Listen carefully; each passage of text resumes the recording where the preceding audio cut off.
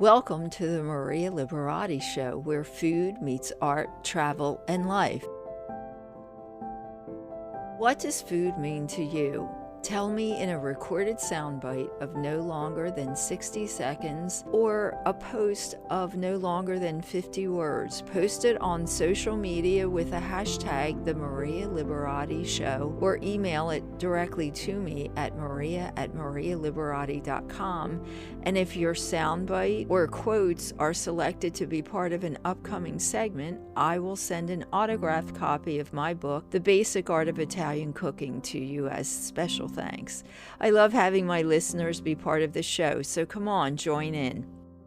Pizza is more than just a food. It's a passion, a personality, a style, and a food that gained popularity in the USA after World War II when American soldiers became hooked on this stuff while in Italy and just wanted more when they returned home. Here in the USA, we truly have a passion for our pizza, so much so that different regions in the USA have developed their own unique pizza style, just as in Italy where different regions have their own pizza style. New York City, hey, your pizza style and tradition was first started by what was America's first pizzeria that opened up there in Little Italy, Lombardi's. So this is a thin, hand-tossed crust, easy enough to carry and to keep up with the fast pace in New York City. Chicago has its own pizza style that began at the first and original Pizzeria Uno there in Chicago, and that is a thicker, deep dish crust filled with layers of cheeses, meat, or veggies. St. Louis, Missouri pizza style is a thin, unleavened bread for crust.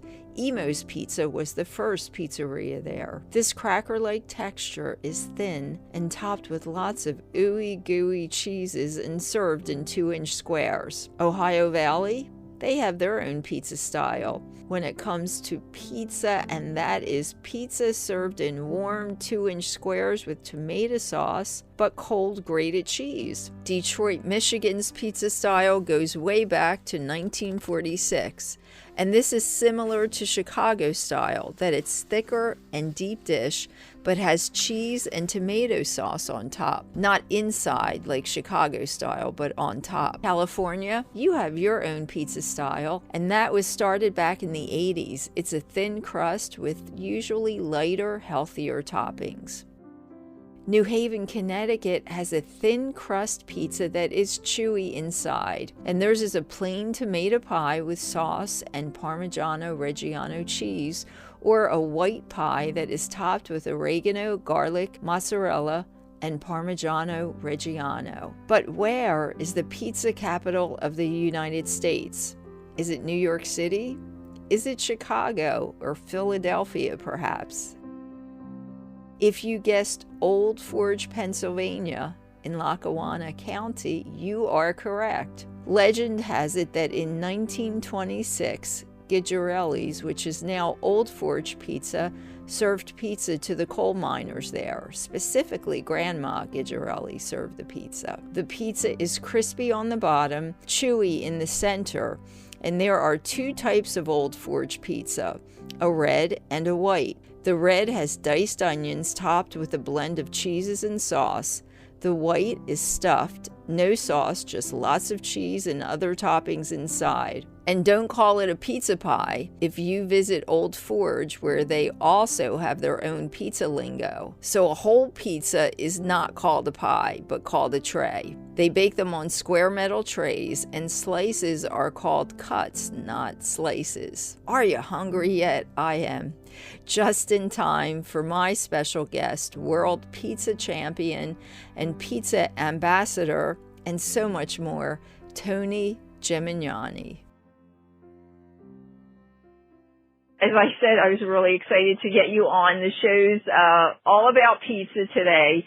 And I wanted to ask you, because you have such a great career in the pizza field, but which I'm sure you've heard that. You're a 2-time, is it a Guinness World Record holder in the Guinness World Book of World Records? Is that correct? Yeah, I have 4 4 world records with Guinness over the years. A couple of them have been broken, I think, in different countries. Yeah, I've done a lot over the years. Won in pizza making competitions in Italy. I've won in competitions in the U.S. When it comes to pizza, I don't know if anyone's done more. Yes, I don't either. Can you tell me, so what got you into, I did read your website and it was really an interesting story, but can you give us kind of a short version of how you got into this world, the pizza world? Yeah, I was 17, just getting out of high school. Wasn't sure what I was going to do, and a lot of my friends went off to college. And my brother had the idea of opening up a pizzeria. He worked at a couple pizzerias. And he said, "You want to do this with me?" And I wasn't sure what I was going to do, so I ended up doing it, and I really fell in love with it. And that was right when I turned 18. So I've been making pizzas for about 30 years. I was with him for about 17, 18 years at a pizzeria called Paisano's Pizzeria in Castro Valley, California. And then after that, I really wanted to open up and venture off and do something. So I opened up Tony's Pizza Napolitana, over 11 years ago. Over 11 years ago, yeah, now. So. Wow. And you're the U.S. ambassador of the Neapolitan pizza, is that correct? Yeah, in Naples, they gave 3 ambassadorships. I was one of them, and they gave Spain and Japan. I won in Naples at the World Pizza Cup in Neapolitan pizza.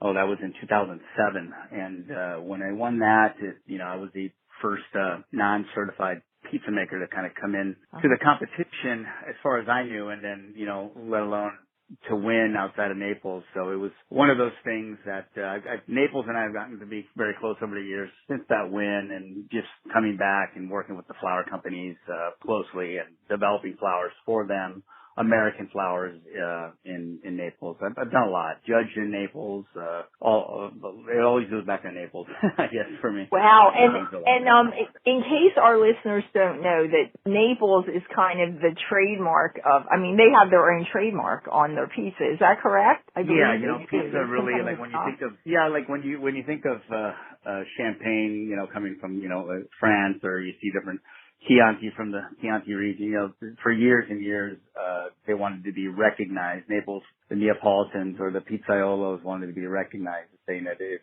you make this pizza, it should be recognized as true Neapolitan pizza, like a Verace pizza Napolitana.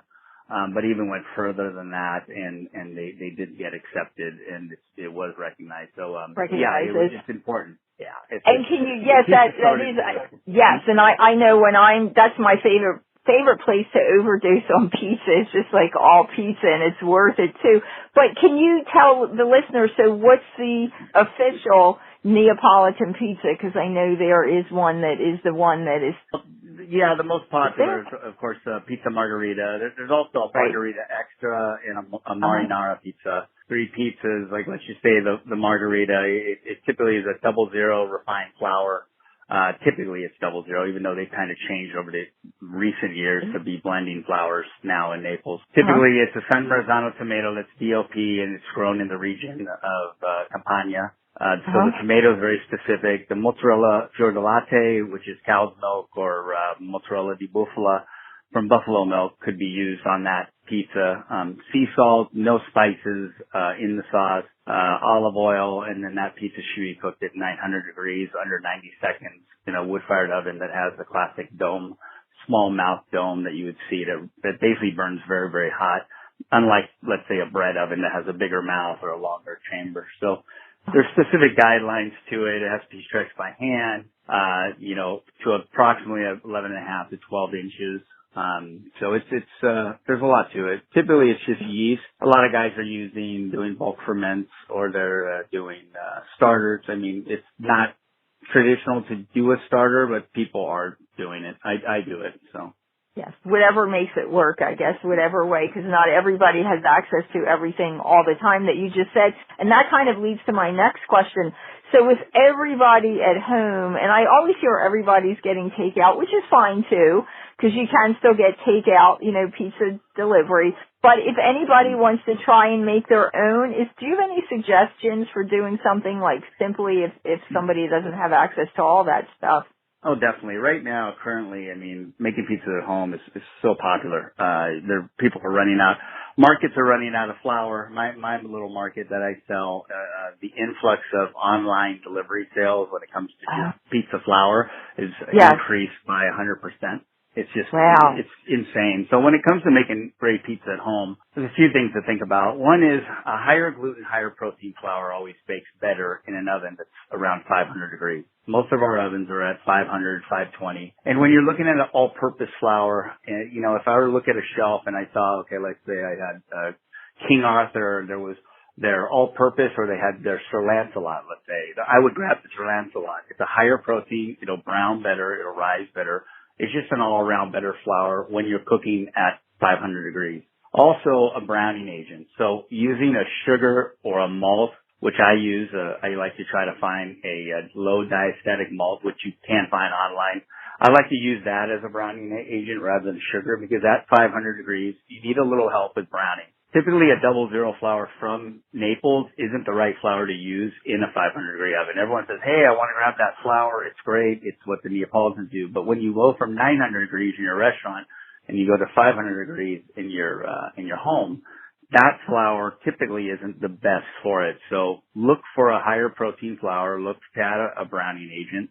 Keep your dough recipe, instead of doing it same day, I'd rather do it in 24 hours because any time you use older dough, it's always more digestible. It's always better in flavor. It's more aromatic.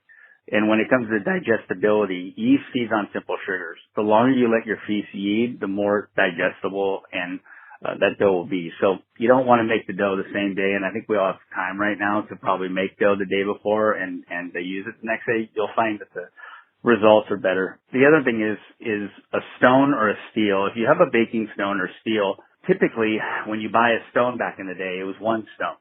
And when you're cooking in a restaurant, you have a lot of real estate when you're cooking in an oven. So like if I place my pizza in one spot, I can move it to another spot and crisp up the bottom. In your home oven, you should have two racks, one on the upper level, one on the lower level, and try to invest in another stone or another steel. Put two stones in it, start your pizza on top, go halfway for about 5 minutes, then take it and finish it on the bottom, then out. You'll get a much crispier pizza, a stronger pizza. You'll get a better bake. The bottom will be nice and crispy. So always look at trying to invest in two, not one. And also a good point is to make sure that your finishing ingredients are more than your ingredients that get cooked. Meaning, a lot of times home chefs want to just put everything on and cook it and they take it out and it's soggy, it's wet. Remember the ingredients like Parmigiano Reggiano or cherry tomatoes or goat cheese or feta. Items like garlic oil, prosciutto, soppressata, those can all go on at the end. So just remember, not everything has to be cooked. You don't have to put the kitchen sink in it. And you'll find that you'll have way better results by just doing a very standardized pizza and finish it with just some great quality ingredients. Wow, that's great. They're really great tips, and gosh, you made me hungry. I want to go make a pizza now. So I do want people though to be able to find you and hear about what. So can you tell us, like, is there any projects we should look for, or do you want to tell us your website or? Yeah, definitely. I mean, there's home chefs out there. I wrote the Pizza Bible. Over the years, I've written 3 cookbooks, one children's book and 2 cookbooks, but the children's book actually had some recipes in it. But my most recent book, Pizza Bible, you can find that pretty much everywhere if you're looking to make Detroit-style pizza, St. Louis, Neapolitan, Roman, classic American, all the styles in there with the dough recipes. But some of my restaurants that I have are mostly based in San Francisco and Las Vegas, but I do have some in Sacramento. So I have Tony's Pizza Napolitana, Slice House, Pizza Rock. Those are the main ones, and a couple other places like Capo's. And if you're looking for ingredients, and you're looking for that specific flour, Giovanni's Specialties in San Francisco, we have a little website that my wife and I run the little market that we have, and we ship nationwide. All those home pizza makers actually order a lot. It's crazy right now. There's so much flour being sold. The retail bags are almost out pretty much everywhere, and now you're filling the order out of the 50-pound bags now. It's gotten to be pretty insane. And right now too, there is a shortage of yeast that's happening, and that's another thing that if you go to a store, stock up on yeast because there's a nationwide shortage in the restaurant industry. coming this week, and then it already almost hit the grocery store. So buy yeast. Wow. Yes. And so I just want to tell, so I know your website is TonyGemignani.com, but the Giovanni Specialties, do they just put in the search engine Giovanni Specialties and the site will come up? Or GiovanniSpecialties.com, but Tony Gemignani, TonyGemignani.com. If you go to that, you'll see pretty much everything I have. That's all my restaurants and blog that I run and stuff like that. Yeah, and it's really interesting. I want to tell everybody, you got to go there. If you love pizza, it's definitely a site for you. My last question, Tony, for you, and I ask this to all my guests, what does food mean to you? Food means everything to me. Food's life, growing up, I grew up on an Italian farm, with my grandpa. Our family lived with my grandpa. We had 35 acres and we farmed and we almost lived off the land. I mean, when we ran out of basil, I'd run to the backyard or we'd pick apricots and get fava beans. So food to me is like my entire life. And it's watching my mom cook was probably the most special, times of my life when I came back from school waiting for my dad to come home from work. And then just sitting at the table with my grandpa with a jug of wine, and the bottom of the table, and he'd, fill his rosé with his rosé and fill his glass, and just remembering that. And every time you cook, you just try and cook and make it as amazing as it was as a child. I think it's special. Yes. And that's what I've been doing with my son, is really getting him into food. That's great. We have a little garden and we're farming and stuff, so food's very special. Yeah, it's communal and it's just love. Yes, thank you for that wonderful memory. That is a special memory. Thank you for that. Tony, thank you so much. Thank you again, and I will let you know when this is online. Hopefully we can get this going. Thanks again. Have a good one. Thank you.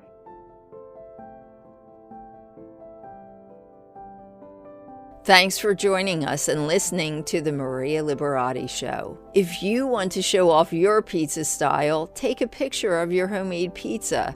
Hashtag the Maria Liberati Show and post the photo on social media. We'll be gathering pictures and posting it on my website. Thanks to my producer, Britton Roselle, and this week's guest, Tony Gemignani of TonyGemignani.com. Go to my website, MariaLiberati.com, to keep up with my blog and the show and my book series, The Basic Art of Italian Cooking. And don't forget to post your answer to the question, what does food mean to you, in a recorded soundbite of no longer than 60 seconds or a post in no longer than 50 words, and post it with the hashtag The Maria Liberati Show. Post it on social media or email it to me at maria@marialiberati.com. If your answers are selected for an upcoming podcast segment, you will receive an autographed copy of my book, The Basic Art of Italian Cooking. I'd love to hear from my listeners and have you be part of my show. If you have any questions or ideas for upcoming segments, email me directly at maria@marialiberati.com. Peace, love, and pasta. Until next time.